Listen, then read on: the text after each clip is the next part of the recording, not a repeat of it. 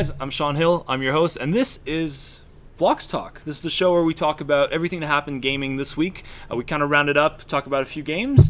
And I'm Nass. I'm like the editor-in-chief of the English section, and I'm here to co-host with Shawn. Yeah, we're going to be here. We're going to try to upload a weekly show because we've been offline for a little bit, and we're sorry about that. We went through a lot of changes, and we're back in strength. We're going to be kicking it in 2014, and we're starting off with this show. So, Blox Talk. This week, a lot of things happened. Mainly, the first thing, the most important thing for me this week, or probably second most important thing, pretty much Nintendo Direct. We're going to kick off with the Nintendo Direct. A lot of good stuff have been said during the Nintendo Direct. Some stuff were overwhelming. Actually, nothing was overwhelming. It was pretty much normal, and some stuff were actually underwhelming. That's according to me. That's according to you? That's according to me. I think this Nintendo Direct kicks off 2014 wonderfully. We've got, first off, I died when I saw it. Little Mac. Okay, look. Little Mac is finally in Smash. It's been years. It needed to be. Yes, it needed to be. Little Mac's a very good character to have on Smash, all right? He's going to be so versatile. He looks like he's able to counter everybody. And the moveset he has, it looks like from my favorite anime, like Ippo. Come on, guys. That's an amazing boxer type of thing going on. I'm so excited to see some new changes in Smash. I know people who don't even like Smash. I know it's blasphemy, right? Well, yeah, everybody that are likes excited Smash. For Little Mac and are going to play Little Mac in Smash and start playing Smash. I mean, so I'm a sucker. I'm a sucker. The second I saw at E3, the second I saw Mega Man, I'm like, I know what I'm playing. I'm playing Mega Man. I don't give a crap. I'm Mega Man all the way. But the addition of Little Mac, he's been there since Mike Tyson's Punch Out. Just he needed to be there. Well, it's about time they bring up some of the old characters and give them a new take on the HD next gen era. And who knows? Maybe an actual good Punch Out this time. So you never know. We're hoping for that, right? All right, next on to the Nintendo Direct. What did they talk about? Let's see here. X. All right. Yeah, Project X. That's the RPG I'm waiting for, besides Final Fantasy, because Versus is now 15 and I can't stand that. But X looks like a very good game, and I'm excited to finally see what the Wii U can do in terms of Japanese RPG. Yeah, how'd you find it? There's already you mentioned there's already Dragon Quest, which is an MMO, It's an RPG that's on Wii U, but in North America we don't have anything. And Project X, it takes everything from Monster Hunter mixed with Gundams, mixed with it looks really cool. With and the beautiful battle system of Xenoblade. Yeah, absolutely, and by the designers. Yes, it's the same guys, Monolith. Yeah. It's about time that Nintendo brings out the big guns. We've been hearing about Project X for quite a while now, but never got any actual info? Some concrete information, a concrete gameplay footage, and now we actually saw it, and we're very excited. Nintendo, bring it out! Come on, it looks. You guys need games. Bring out that game ASAP. All right, so good. Now moving on to Mario Kart. Yes, Koopalings. The Koopalings are a part of Mario Kart now, and that's amazing. I couldn't really care less about the Koopalings. Diversity, man. Okay, it's important. I get it, diversity, and I understand Mario Kart just became the #1 selling game on Amazon. It's on the top of the charts. It's good to see Mario Kart starting to move things, but Koopalings for me, don't really care about it much. Yeah, but it's nice to have. And the thing is, with Mario Kart, because Mario Kart is as big a console seller as Super Smash, which Mario Kart sells more Wii U's, and that's what they needed, because they had really good games. I'm not going to bash it. Super Mario World was awesome, but they needed something as big or even bigger. Well, yeah, no, the release of Mario Kart is going to be a big thing for Nintendo.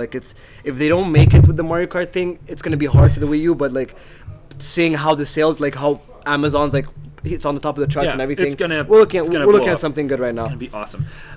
Now, Nintendo Direct was awesome. Nintendo Remix, all that good stuff, all cool news. But something else happened this week, and they launched a trailer for a game that I've been waiting for a long time. And you've been also. Everybody's been waiting for that game. It's been going around. THQ lost a license to it. They sold it. Ubisoft bought it. Pushed the date. Trey Parker and Matt Stone had been working on the project, and they weren't even sure where their IP was, and it was a whole fiasco. But now we know Stick of Truth is coming out, and it's awesome, and they released a 13-minute trailer for it. I hope you guys watched it, because if you haven't watched it, we're gonna add an annotation right here. Go click on that. Click on that part. Yeah. Watch that video. Do yourself a favor. That game is a long time coming, and I'm gonna kick off this discussion by saying, go ahead. This is gonna be the single best licensed video game to be made. I think so. I honestly think so. And this is considering that I love the original South Park game on 64, and there's a lot. That was pretty cool. Yeah, exactly. Throwing poop at people. But we failed to see a really good licensed game. No, look at licensed games in general. They pretty much suck. Yeah, Star Trek was a horrible flop. South Park comes in and just breaks all the boundaries. it like insults people. It's controversial. It's in your face. It's easy to play. Easy to pick up. That's like, South Park. It looks though. good. Yes, that's South Park. That's what they do. Like in the first trailer, and if you haven't seen, I'm sorry, I'm gonna spoil you just a little bit. One of the things that we'll see is there's a new class for the game, and the class is called the Jew, and that is amazing. Yeah, and that is amazing. And they pull it off. And it's like they can do things. They can be so risque. And yet, like every single time they come up with something that's weird, like the Book of Mormon and all that, they get praise. And the combat system that they have is basically Final Fantasy, but a bit more intuitive. Well, I'm excited. It's what Final Fantasy should become. Yeah, let's be honest. Yeah, because Lightning's Return. Come on, guys. Is the review up? Yeah, reviews are up, but like, come on, like. Just click here for the review. Yeah, click here. Well, I was gonna put in that medal for you guys. By our good friend Slims. Exactly. He reviewed the game for you guys. We're not gonna talk about Final Fantasy. It's not part of the program. Let's just you know what, whatever. But actually, what's worth it is League of Legends. All right, there's a lot of League of Legends players out there in the world. It's like the most played game in the world. The it's LCS, most switched. It's the LCS tournaments. League of Legends is a phenomenon. It changed the way we do gaming online. It changed MOBAs forever. It made video gamers athletes. All right, like professional League of Legends players. We love you, Riot. All right. Riot, keep doing the good work, and by doing good work, you guys just introduced the Hexakill, all right? Yeah, 6v6 on Summoner's Rift. Like that affects me personally. Why? Because I'm an actual jungler, all right? I jungle. Now I'm gonna double jungle, which is weird because I'm gonna have to share my jungle. I hate sharing my jungle. I think everybody that plays League hates sharing. Period. Like I'm a solo mid kind of guy. I'm Malzahar, Swain, Xerath.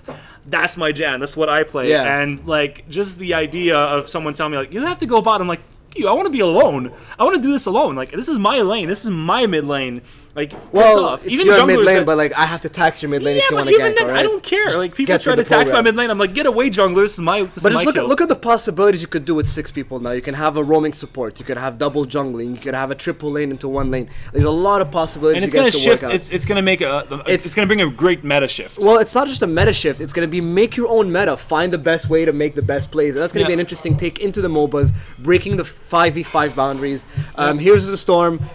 You guys have big competition already ahead of you. You better do something about it. Riot already has her, taking precautions. Let's see how much it goes. Yeah, I'm excited to see what turns out with that. But the most important thing and this is what we're gonna end the show. Everything we've been giving you now is the appetizer. Now we're talking. This is like the main subject of this show.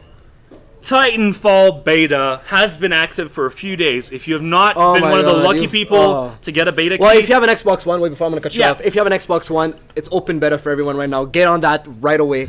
You don't know what you're missing. If you don't have an Xbox One, go buy an Xbox One and get online in the beta. The game is that good. It's the reason to buy an X1. Absolutely. Right? And I'm saying this, and I bought an X1 just to play Forza. And Forza 5 is amazing. But Titanfall, I've had the beta for about 24 hours or so from now.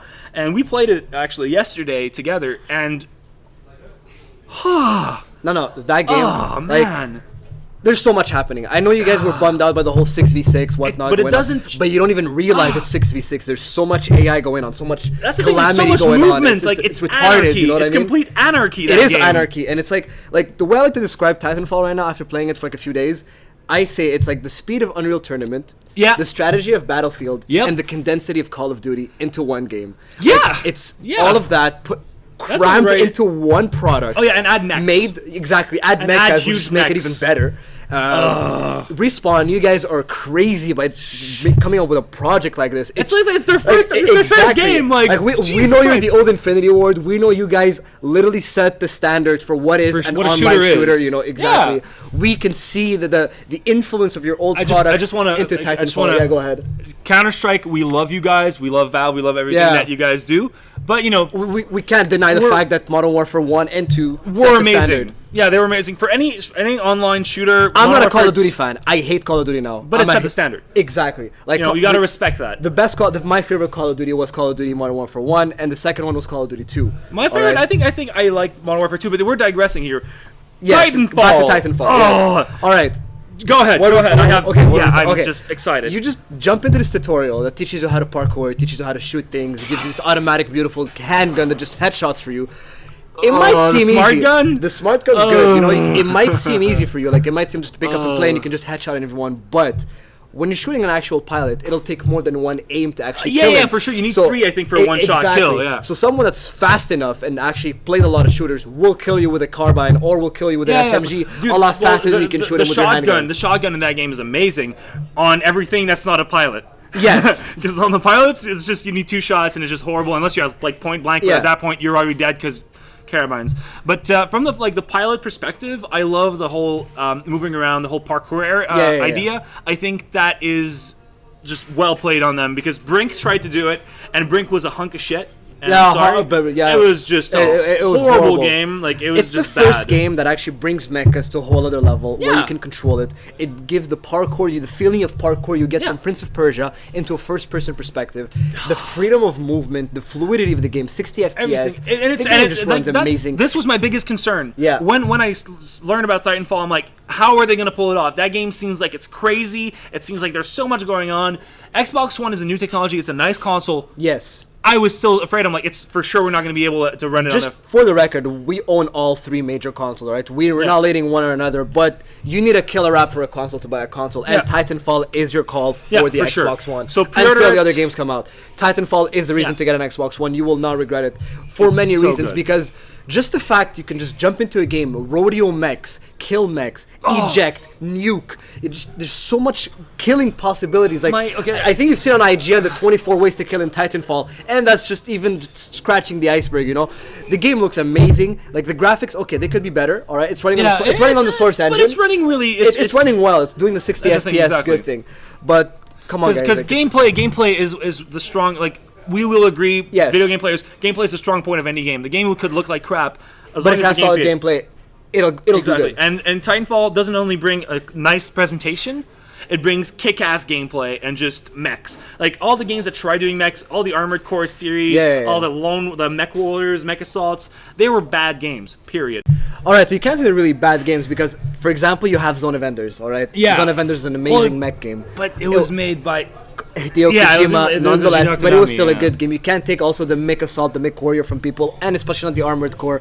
They have their dedicated fan base. So let's get back on track here. We've been talking about other mechs. We're back to Titanfall mechs. Yeah, but in the beta, you can only have one mech. The tank, right? The tank. No, that's not the tank mech. You can have it in 3 variations: assault, tank, and I forgot the third one. It's artillery. Artillery. There you go. It's one model, but you can have 3 loadouts for it. But you also have 3 types of pilots, all right, from assassin, CQ, and if I forget, assault. Yeah, assault, assassin, CQ. Those are 3 main pilots you can have. For the beta, that's all they give us. There's going to be a lot more when the game comes out. But it's already generous for a beta. Yes, pretty much it is. Especially they give you 3 game modes from Last Titan Standing, which is basically everyone starts with a Titan. Yeah. And you don't even respawn. Last one standing in a Titan. Capture point, like domination, conquest, and the main mode. And the main mode is attrition, and that's basically just pure on deathmatch between grunts, specters, pilots, and titans. It's just hell on earth. And also getting the opportunity, because the team that wins, if you're the losing team, you have to evac, and you have to go for your airship. I like that concept where at the end when you're losing, there's an epilogue where you have to either escape or prevent or wreck everybody. Exactly. Because that's how it is in real war. It's just, I don't know about you guys. Everyone has been playing the beta. I haven't been able to destroy that spaceship at the end of the epilogue. It is destroyable. I know it is, but I haven't been able to destroy it. If anyone has been able to destroy it, please send us a footage of it. Like Xbox, record that. If you record it, let us know right away. And we'll put it on next week's episode. And I think on that bombshell, we're gonna end this show right now. All right? We're gonna end it right now. So guys, thank you for tuning in to Blox Talk. We're gonna be including a lot more comments from the users in our few, our next episodes. Like if you guys have any topics you want us to talk about, feel free to tell us. We'll include it to a next show or the next show after that. Like it doesn't mean we're not gonna answer it right away, but we will keep in touch with you guys. Reddit, Twitter, Facebook, everything's gonna be right here. You guys will know where to go, like our page, whatever. Or even in the comments down here, man. Just let us know how you comment down there, and we'll tell stuff, exactly. Man. It's all about the commenting. Let us know. Voice your opinion. It's a free world here. Come on, guys. All right. So on that thing, I'm Nass. I'm Shawn Hill. This is Blox Talk, and we'll talk to you next week.